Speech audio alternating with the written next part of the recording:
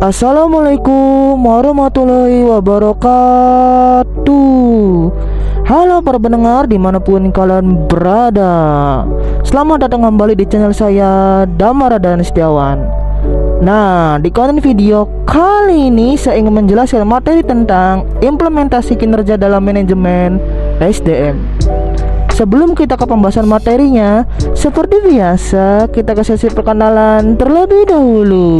Let's go.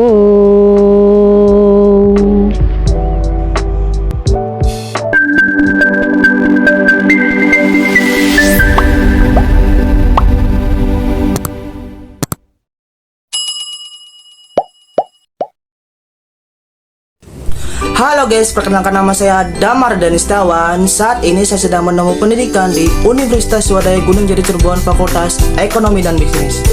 Sasaran saya membuat konten video kali ini untuk semua kalangan yang sedang mencari tahu apa itu implementasi kinerja dalam manajemen SDM. Dan tujuan saya membuat konten video kali ini, saya ingin membagikan atau men-sharing ilmu pengetahuan kepada teman-teman semuanya, agar semoga teman-teman semuanya bisa mendapatkan wawasan atau ilmu pengetahuan yang dikhusus di konten video kali ini, yaitu tentang implementasi kinerja dalam manajemen SDM. Oke, langsung saja mari kita mulai. Implementasi kinerja dalam manajemen SDM. Tingkat kinerja. Yang pertama, kinerja organisasi. Tingkat kinerja organisasi itu pencapaian hasil pada tingkat atau unit analisis organisasi. Kinerja pada tingkat organisasi ini terkait tujuan organisasi, rancangan organisasi, dan manajemen organisasi. Yang kedua, kinerja proses. Kinerja pada proses tahapan dalam menghasilkan produk atau pelayanan ini dipengaruhi tujuan proses, rancangan proses, dan manajemen proses. Yang ketiga, kinerja individu atau pekerjaan.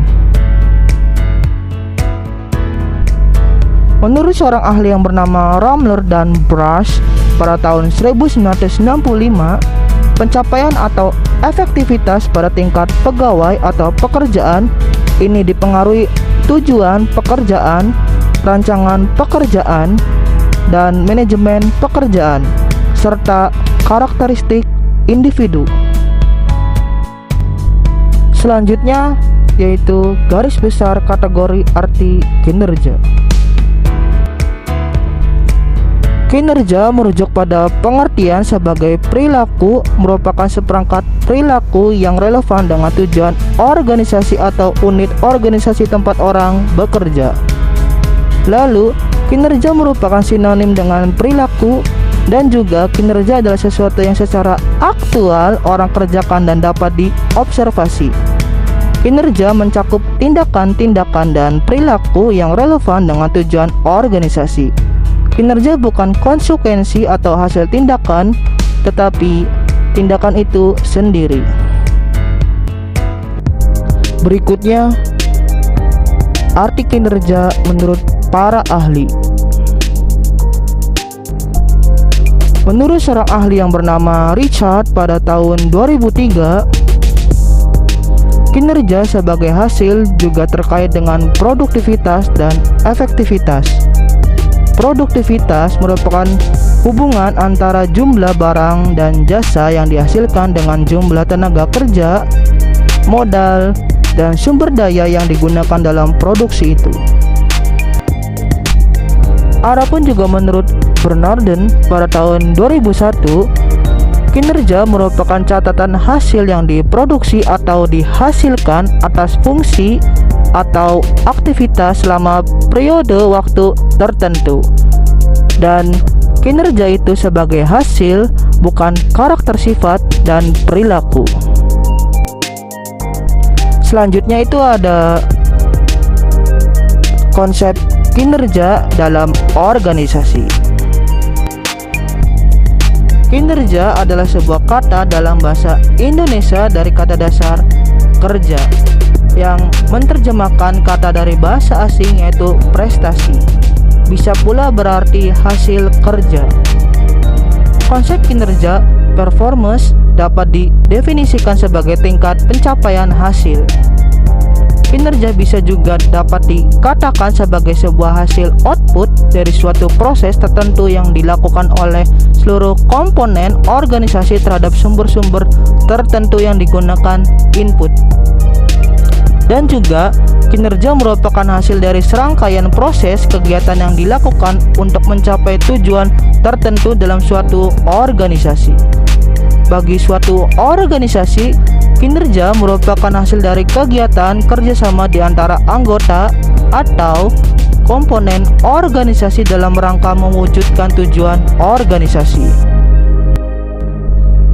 Selanjutnya ada indikator kinerja organisasi. Yang pertama, performa harus mengarah hasil dan semangat untuk menghasilkan nilai. Yang kedua, harus dapat diukur sehingga input dan output dapat dikuantifikasi. Yang ketiga, unit dan personal yang diukur kinerjanya harus memahami metode penilaian dengan penjelasan minimal. Yang keempat, hasil penilaian dapat dikomunikasikan segera. Yang kelima, tersedia mekanisme penggabungan hasil penilaian kerja dengan feedback dan learning. Yang keenam, terhubung objektif dengan kebijakan insentif dan kebijakan pegawai. Yang ketujuh, bersifat seimbang antara orientasi keberhasilan jangka pendek dan jangka panjang. Selanjutnya itu ada faktor peningkatan kinerja. Faktor pendorong. Yang pertama,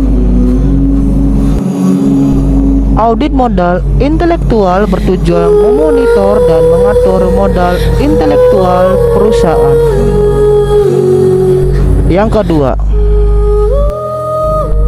audit modal intelektual memerlukan tim yang terdiri atas ahli strategi organisasi, keuangan, SDM, analisis pengetahuan, properti intelektual, dan pemasaran.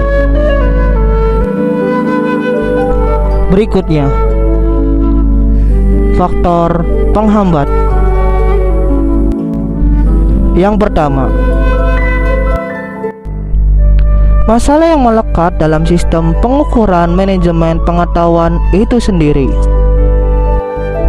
Yang kedua,